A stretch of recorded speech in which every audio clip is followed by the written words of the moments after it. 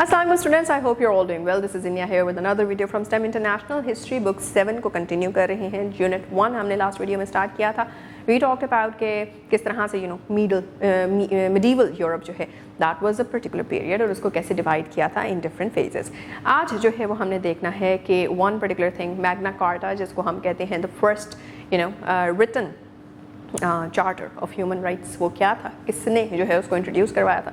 More over हम ये भी देखेंगे कि ब्लैक प्लेग जो है, अगर आपने नाम सुना हो, बहुत ज़्यादा एक काइंड ऑफ ट्रोमेटिक सा यूरोपियन एक्सपीरियंस था. तो वो क्या था, इन सब चीज़ों की डिटेल में. So let's start with that.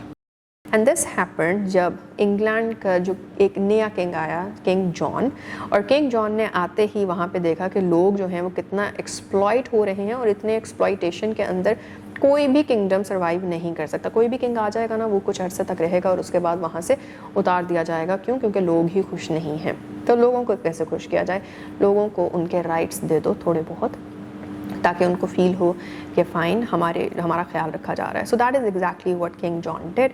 King John ने एक डॉक्यूमेंट निकाला, that was named Magna Carta. Magna Carta is also known to be the very first document for which talks about the western document which talks about human rights as something जो कि should be acknowledged and should be the duty of the government कि वो जो है वो अपने लोगों के लिए इंश्योर करें.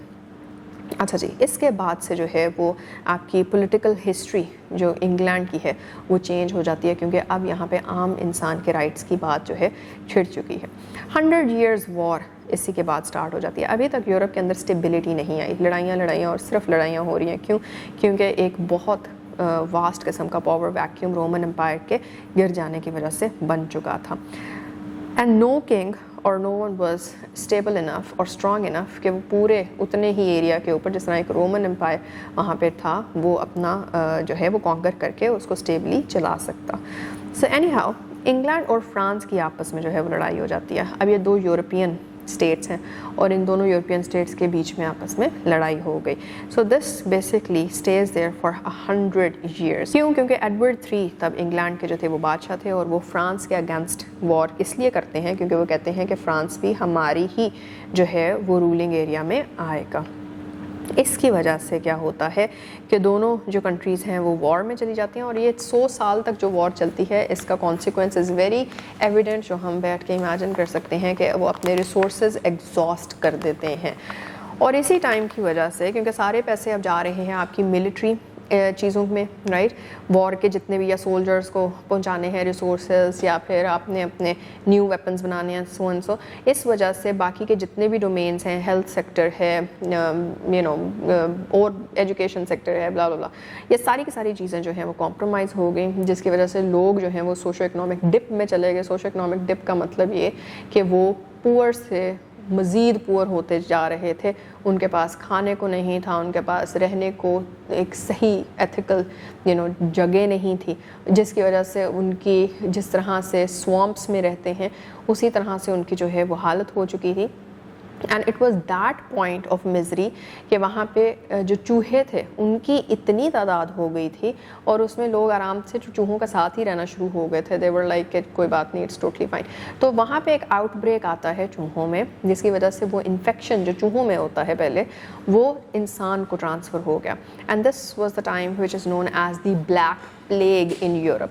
ब्लैक प्लेग इन यूरोप की वजह से इंतहा से ज़्यादा अमवात होती हैं वहाँ पे. There are lot of that's with happen. और उसके बाद फिर देयर इज़ वन फीमेल जो कि आती है और फ्रांस को जो है वो चला रही होती है, और इंग्लैंड के अगेंस्ट, बिकॉज ये 100 year वॉर का टाइम है, तो इंग्लैंड के अगेंस्ट बहुत अच्छी विक्ट्रीज लेके चल रही होती है. व्हाट हैपन्स देन इज़ कि this female personality, she is captured by the England, और इंग्लैंड वाले लोग जब उसको कैप्चर कर लेते हैं तो फिर उसके ऊपर ब्लेम डालते हैं, उसके ऊपर टैग्स लगाते हैं कि ये तो विच है, क्योंकि उस टाइम पे इस तरह का कोई भी आइडिया या कॉन्सेप्ट नहीं होता कि एक औरत भी जो है वो किसी मुल्क को चला सकती है, या फिर लड़ सकती है एज अ वॉरियर, या फिर उसका दिमाग जो है वो चल सकता है और वो कोई प्रोडक्टिव एक्टिविटी में जो है वो काम ले सकती है, घर से बाहर कोई काम में चल सकती है. So this was all very new to those people who were living in England. तो उन्होंने क्या किया, उसको ब्लेम कर दिया कि ये तो आम इंसान नहीं है, ये एक विच है. और इससे उसको जो है वो एक स्टेक के साथ बांध के उसको आग लगा दी जिंदा को. So this personality is basically known as the Joan of Arc of France. उसके बाद क्या होता है, अब वहाँ पे आएगी मेडिची फैमिली. मेडिची फैमिली क्या है? मेडिची फैमिली बेसिकली प्रोमिनेंट एक फैमिली क्रिएट होती है, एक पावर हब क्रिएट हो जाता है. कहाँ पे? फ्लोरेंस में. और यहाँ पे आके वो क्या करते हैं कि वो ट्रेड जो अब बनना शुरू हो रही है. Florence was basically the part of Europe जहाँ पे ट्रेड जो है वो बहुत ही ज़्यादा फ्लरिश कर रही थी. कहीं पे भी ट्रेड फ्लरिश कर रही हो तो उस जगह को मैक्सिमम प्रॉफिट्स मिल रहे होते हैं, उसके पास रिसोर्सेज जो है वो इकट्ठे हो जाते हैं और इकोनॉमिक स्टेबिलिटी आ जाती है. That was exactly the advantage Florence had over the entire of Europe. तो इस एडवांटेज की वजह से उसने यूरोपियन मिडल एजेस को बहुत ही ज़्यादा इन्फ्लुएंस किया और यहीं से इटालियन रिनाइसेंस जो है वो हमें देखने को मिलती है, जिसमें हमने पहले पढ़ा इंटेलेक्चुअल फर्मेंट होगा, आर्ट कल्चर ये सारी चीज़ें डेवलप होंगी, इंटेलेक्चुअल प्रोग्रेस की तरफ लोग बढ़ेंगे एंड ऑल दैट. और आप देखेंगे कि किस तरह से मीडिया लिटरेसी, उस टाइम पे मीडिया लिटरेसी का मतलब कुछ और था, उसको भी देखते हैं. मीडिया लिटरेसी और अदरवाइज नॉलेज जो है वो बढ़ता जा रहा था. लोग एक्चुअल में जो एक दूसरे से कन्वर्सेशन कर रहे थे, other than snatching things from each other, they were now conversing with each other कि बेहतर तरीक़ाकार ज़िंदगी का क्या है, या फिर आइडियाज़ शेयर होने लगे थे पहली दफ़ा यूरोप के अंदर इन अ वेरी कंस्ट्रक्टिव मैनर. और इसी टाइम पीरियड के अंदर हम क्या देखते हैं कि क्या चेंज आता है, वो रिनाइसेंस क्या लेकर आती है. गुटनबर्ग was या फिर Johannes Gutenberg was a person जिसने पहली प्रिंटिंग प्रेस जो थी वो बनाई थी आपके पूरे यूरोप के अंदर. ही was a German, यस. और उन्होंने ये जो है वो प्रिंटिंग प्रेस बना के सबसे पहले उन्होंने बाइबल्स को प्रिंट करना शुरू किया. क्यों बाइबल को क्यों प्रिंट करना शुरू किया? बिकॉज हम पहले पढ़ चुके हैं कि जो चर्च थी itself was exploiting people. Religion के नाम के ऊपर लोगों को गलत जो है वो चीज़ें बता के तो उनको सबसर्विएंट रखा जाता था कि ताकि जो भी वो चर्च बताए लोग उसके अगेंस्ट कभी भी आवाज़ ना उठाएं. राइट, नो मैटर चर्च सही बता रही है गलत बता रही है. तो गुटनबर्ग सॉ इट कि सबसे बड़ा इशू ये है कि लोगों को बाइबल की खुद समझ नहीं है. अगर वो खुद पढ़ेंगे तो वो समझ सकेंगे कि जो चर्च बता रही होती है हमेशा वो सही नहीं होता, ज़रूरी नहीं है. तो खुद इंटरप्रेट करना शुरू करो. तो this was the first time कि गुटनबर्ग ने जो है वो बाइबल्स प्रिंट करना शुरू की. और उसके बाद यूरोपियन रेनाइसेंस जो है वो एक्चुअल स्टार्ट हो गई. क्यों? क्योंकि लोगों को अब खुद समझ आ रही थी कि क्या सही है क्या गलत है. इसी पर्टिकुलर टाइम में कुछ फेमस पर्सनालिटीज़ इरप्ट करती हैं, इमर्ज करती हैं इन यूरोप. उसमें क्रिस्टोफर कोलंबस आ जाता है. Christopher Columbus was an explorer and is known for being the one जिसने जो है वो अमेरिका सबसे पहले डिस्कवर किया था. इट वाजंट कि अमेरिका में पहले कोई रहता नहीं था, वहाँ पे नेटिव्स रेड इंडियंस जो हैं वो वहाँ के ही नेटिव्स हैं, वो वहाँ पे पहले रहते थे. तो he was the first one जो जाता है अमेरिका को डिस्कवर करता है और फिर वहाँ पे क्लोनियलाइजेशन स्टार्ट कर देता है. द सेम कॉन्सेप्ट जो कि हम बाद में आके पाकिस्तान के बारे में पढ़ते हैं, सब कॉन्टिनेंट के बारे में पढ़ते हैं, जब Pakistan and India used to be one और ब्रिटिश बेसिकली एम्पायर केम और उन्होंने कॉलोनाइज करना शुरू कर दी जगह. तो this wasn't very much unique to Pakistan or India alone. This was also something which was happening in other parts of the world, including America itself. अच्छा जी, उसके बाद फिर क्या किया? Of course, अमेरिका कहीं पे भी colonization का मतलब ये होता है कि आप अपना कल्चर और अपनी चीज़ें जो है वो इंट्रोड्यूस करवाते हैं और उधर के लोगों को आप ये बिलीव करवाते हैं कि आपका कल्चर और आपका रहना सहना is not the right way of living.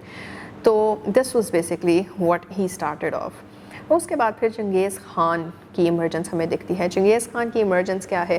Changez Khan basically led to Mongols to conquer more than half of Asia and united the rural tribes who lived there. So this is basically where हमें नज़र आ रहा है कि Mongol empire यहाँ पे बनना शुरू होता है and this is where Asia is now coming in direct contact with, is going to come into direct contact with the European part of the world. अच्छा जी, Changez Khan was the one जो कि as an equal and very much a high power role लेकर जो है वो Asia में emerge करता है. He was born with the name of Temujin जो कि translate करता है into iron worker etc etc and he was also one person who is known to be a very very very astute kind of a leader but also very cruel kind of a leader, but that is only one opinion.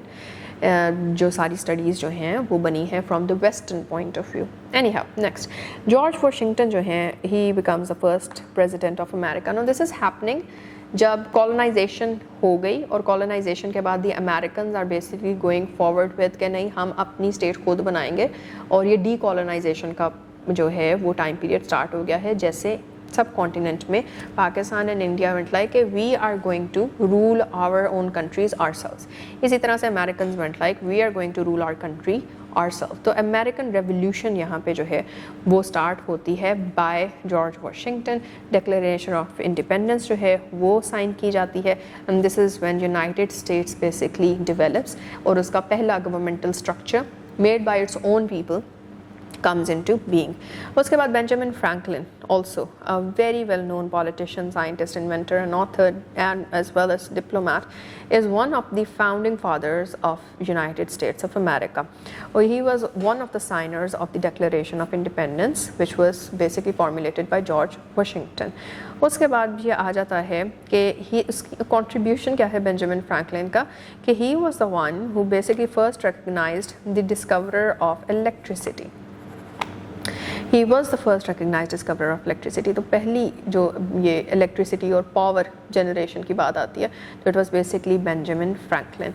उसके बाद Leonardo da Vinci की बात आती है. Leonardo da Vinci is the one who was a painter, he was a sculptor, he was basically a man who was known for the or it was the embodiment या फिर example of intellectual prowess in Europe, right? So ये सारी चीज़ें, और one of the most famous paintings of his which are known in the worldwide manner, that is the painting called Mona Lisa. उसके बाद फिर आ जाते हैं William the conqueror. William the conqueror was the first Norman king of England. अब ये Norman again जो है वो पीछे से बैकग्राउंड चलते आ रहा है. इंग्लैंड को एक बैटल ऑफ हेस्टिंग्स नाम की जो बैटल थी उसमें इसने कॉन्कर किया था, और वहाँ पे जितने भी रिवॉल्ट्स हो रहे थे अगेन स्टेबिलिटी के लिए, वहाँ पे लड़ाइयाँ और बैटल्स और रिवॉल्ट्स ये सारे के सारे उसने ख़त्म कर दिए. And this was the last time जब इंग्लैंड किसी फॉरेन पावर से जो है वो कॉन्कर हुआ था. इसके बाद इंग्लैंड का अपना सिस्टम चला, अपने किंग्स बने, और अपनी पूरी की पूरी जो है वो socio politico economic structures develop हो गए. सो या this was about now. In this particular portion हमने क्या कुछ कर लिया है. हमने सबसे पहले तो ये देखा कि हमारे पास जो है मैग्ना कार्टा किसने जो है वो ओरिजिनेट किया, क्यों किया, उसकी पहली एक शिफ्ट टूवर्ड्स डेमोक्रेटिक वैल्यूज़ जो है वो यहाँ से ही बनती है. दूसरी चीज़ हमने देखी कि 100 years वॉर चली, फिर उसके बाद जोन ऑफ आर्क को हम एग्जीक्यूट होता हुआ पाते हैं, और फिर साथ ही साथ हम ब्लैक प्लेग का जो है वो देखते हैं कि वो क्या पीरियड था, किस तरह से लोगों ने सफ़र किया. And then a lot of personalities भी जिनको हमने कवर किया है इन दिस पोर्शन. उन सारी पर्सनालिटीज़ की अपनी सिग्निफिकेंस है throughout the time period of the medieval Europe. तो keep on revising that. Will meet in the next video. Next video के अंदर again we will explore something new. So till then take care. अल्लाह हाफ़िज़.